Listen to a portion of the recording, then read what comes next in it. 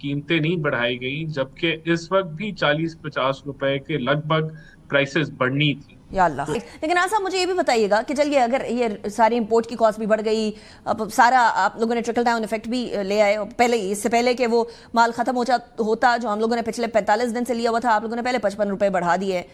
शुक्र है कि कल कोई कीमत नहीं बढ़ी है प्राइम मिनिस्टर साहब की तरफ से, नहीं तो उसका भी एंटिसिपेशन चल रही थी कि पता नहीं और कितने बढ़ेंगे। लेकिन मुझे ये बताइएगा कि इस पॉइंट के ऊपर आपने कहा कि हम ईरान से भी बात करें, कोई बैकडोर डिप्लोमेसी भी चल रही है, सुना था ईरान के बीच में भी डिप्लोमेसी का रोल प्ले कर रहा है पाकिस्तान, वो कहां तक पहुंची? देखिए, बिल्कुल वो तो डे टू डे पाकिस्तान का एक कलीदी रोल है कि सऊदी और ईरान के दरमियान में जो कम्युनिकेशन गैप है उसको फैसिलिटेट करना।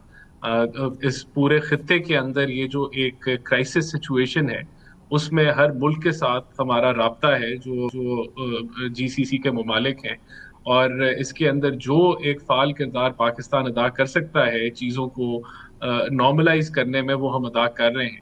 और उसके अंदर एक कलीदी रोल जो है फील्ड मार्शल साहब और प्राइम मिनिस्टर जरूर अदा कर रहे हैं। देखिए यहाँ अनीका, मैं ये जरूर कहूंगा कि ये जो एक मौकफ और ये जो नैरेटिव है कि जो सस्ता पहले स्टॉक था, एक तो ये स्टॉक जो है ये कुछ स्टैग्नेट या वन टाइम ही खरीदा जाता है, ये रिप्लेनिश होता रहता है साथ साथ। इसको ये हमें किसी को कोई मुनाफा नहीं दिया। इस स्टॉक को जो है, अगर इसी तरह जब कीमतें रिवर्स होती हैं तो ये जो एडजस्टमेंट आज आपको कोई बेनिफिट नजर आ रहा है उनकी तरफ, वही रिवर्स हो राना जाता है। साहब, विद और ऑल ये ड्यू जरूरी रिस्पेक्ट, है, विद ऑल लाजमी ड्यू है कि रिस्पेक्ट, ये आप। मुनाफे वाली बात मैं तो जी नहीं करी जी। कि पेट्रोलियम डीलर्स कह रहे हैं कि आप लोगों ने ऑयल मार्केटिंग कंपनीज को मुनाफा दिया, उन तक मुनाफा नहीं पहुंचा इसलिए वो सरापा एहतजाज है। दूसरा ये कि 2022 नहीं के अंदर भी कीमतें कितनी कम नहीं, हुई थी, जब उनको कीमतें कम हुई थी तो आप लोगों ने उस तरह से कीमतें कम नहीं की थी, आप लोगों ने लेवी बढ़ा दी थी।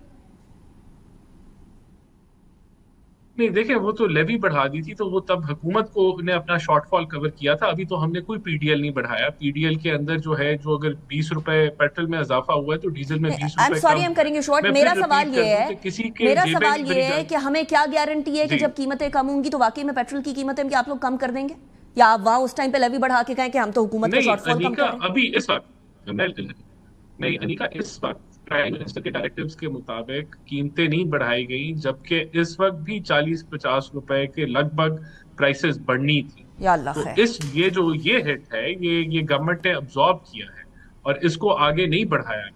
तो देखें, हम ये, और ये कोई आसान फैसला नहीं है, ये बड़ा मुश्किल फैसला है। आप आईएमएफ के प्रोग्राम में है, आपको बजटरी एलोकेशन के जरिए या किसी और पीडीएल के अंदर कमी के जरिए इस प्राइस शॉक को अब्जॉर्ब करना होगा। ठीक हो हकीकत ये है गया। कि आप तेल को इंपोर्ट करते हैं, और अगर पीछे से महंगा हो रहा है तो आपके पास कोई ऐसा तरीका नहीं है कि आप इसकी हिट को अब्जॉर्ब करें।